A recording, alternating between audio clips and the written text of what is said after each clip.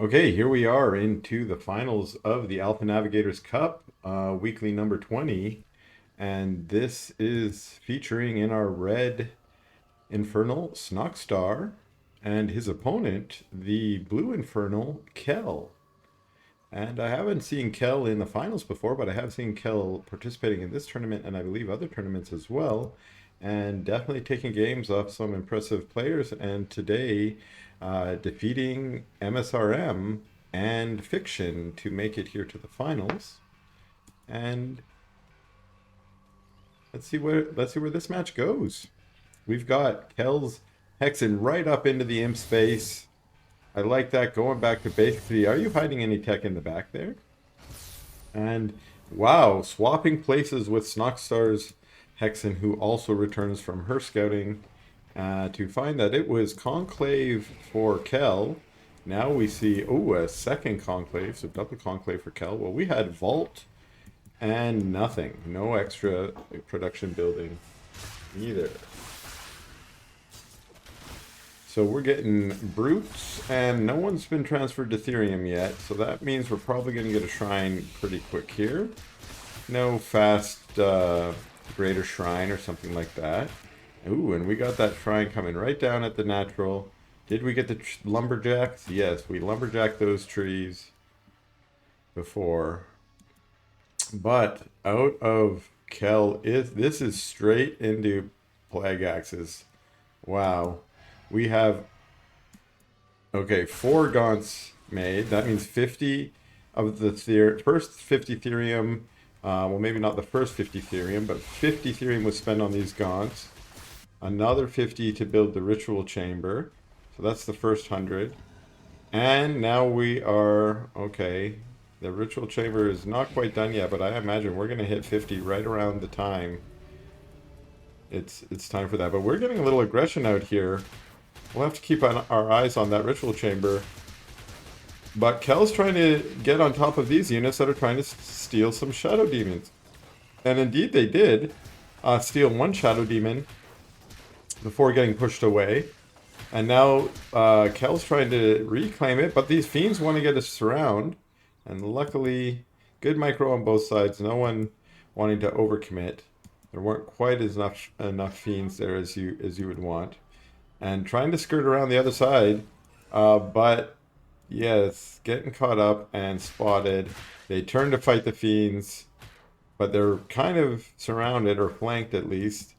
And, well, they managed to preserve themselves, stay alive. That's that speediness, able to run away. And just going to chill out here while we have a Fiend here. Where's he going? Probably trying to take this, but seeing, oh, there's Fellhogs there. Nope. So maybe just scouting. Meanwhile, these Fiends also doing a scout, trying to check the natural, finding no natural for Kel. More Gaunts on the way.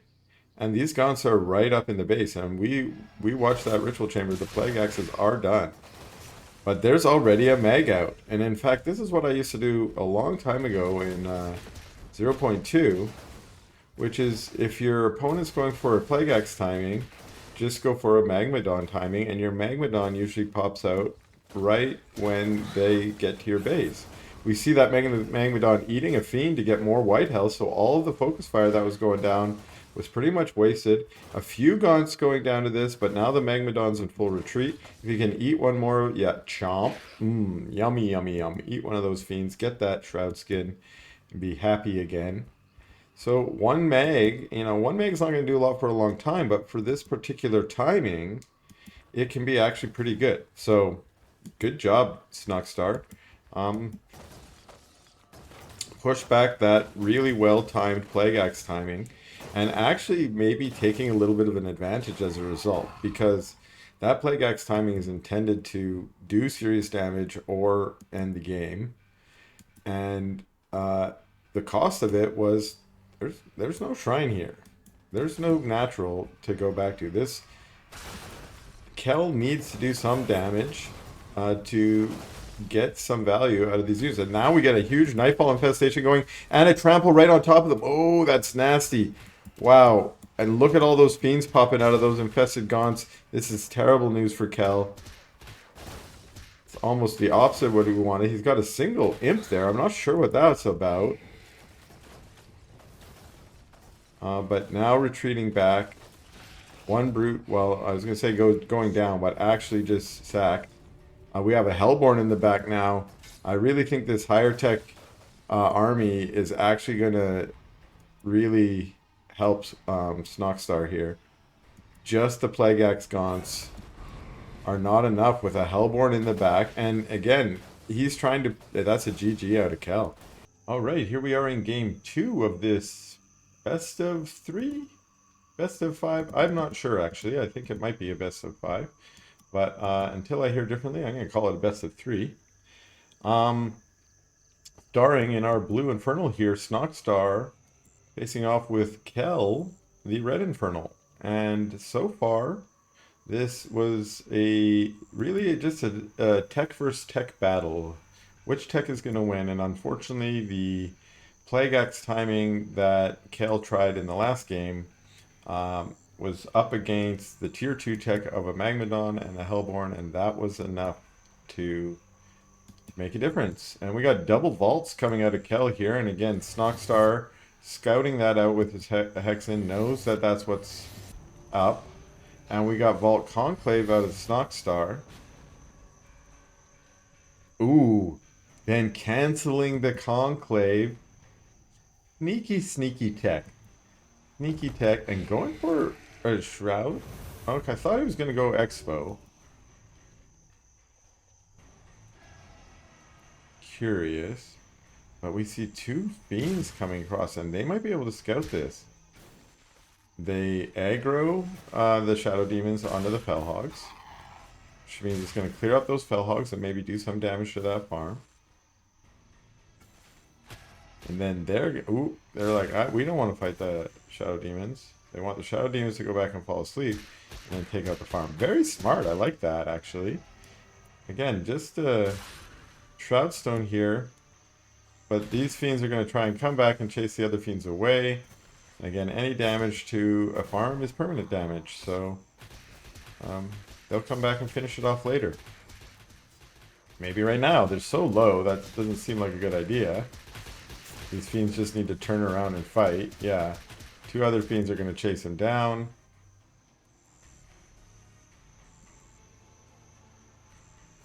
But all the way back to their army.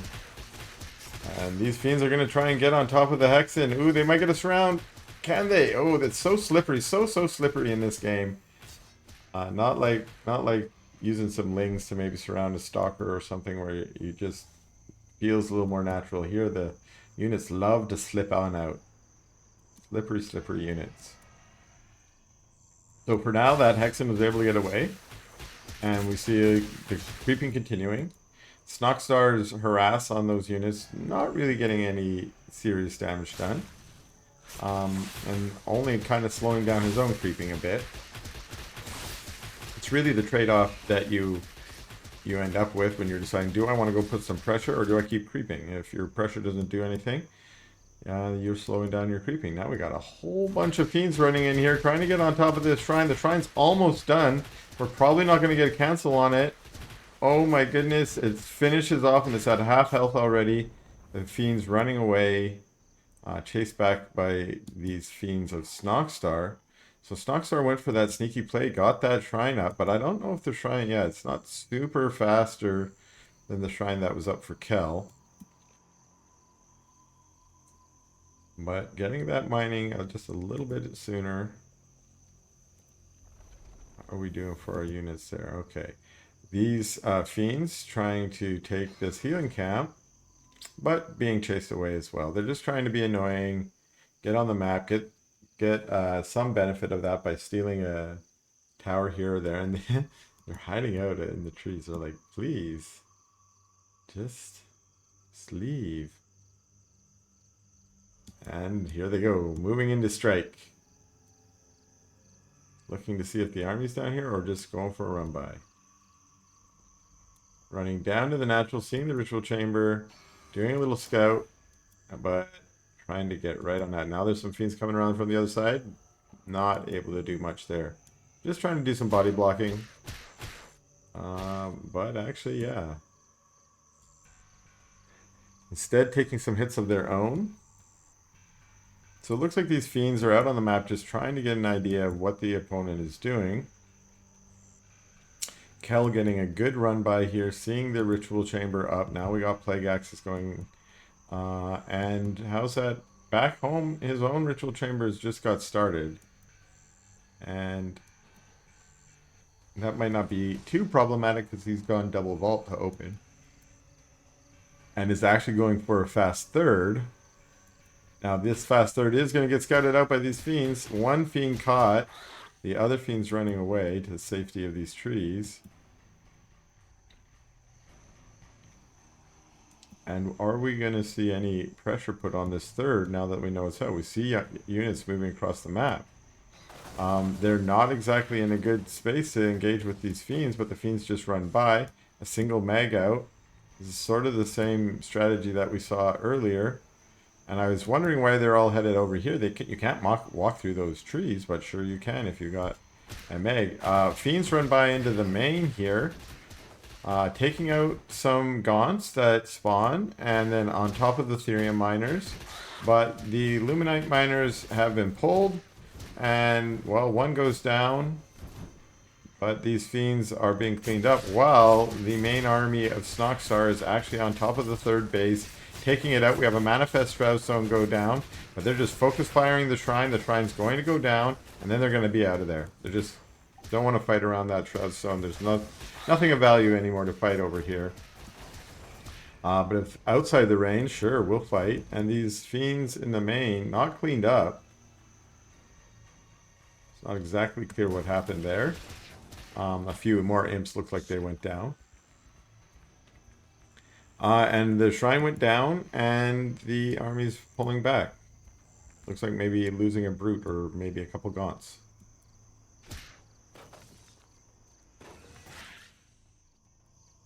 These little scout fiends being taken out, being annoying, delaying the Shrine to be put down here. At least until that fiend can be chased away and killed. The Shrine does go down. But another Shrine's going down right away. There's already a Shroudstone here in defense. So it's already going to be an easier defend if pressured again. And creeping out the health camp, and I think that we're going to see the same thing from Kel. Or keep creeping the camp, right? After 5 minutes, the camps respawn. Usually in that game, depending on how quick the early game was, that's around the 7-minute mark. And once that hits, because they all spawn after 5 minutes, you get sort of a cycle of them respawning. So now the vision camps are respawning. And again, we're going to watch as each player kind of a little more passively reclaims those camps. We do see Kel with a sneaky Shrine in the middle, but all these trees have already been knocked down preemptively by Snoxtar. Good strategy to start knocking trees down as soon as you have a mag. Not only is it super fun, but you know, that mag might get taken out later on by Weavers. You might be heading into a Weaver tech switch. You might head into a Spriggan tech switch. Whatever it might be, you might not have that mag out on the map for long. So while you have it, if you got a little downtime, smash some trees down. Okay, they're coming right in now to try and take out this base. Now, I think it might be wise to try and just cancel. There is the whole army there. But Kel's going to come and try and defend. We see one mag over here chopping down more trees. Just trying to get in there. Now, again, I would be canceling that. We have aggressive Shroudstones now from Snoxtar. Snoxtar is basically saying, I've already denied this base, and I'm gonna make my own base here. And this structure really, come on, you should be canceling it. Don't let it finish, don't let it finish. Oh no. Letting it finish to summon this Shroudstone, but I don't know if that was a winning play. Yeah, that's the GG out of Cal.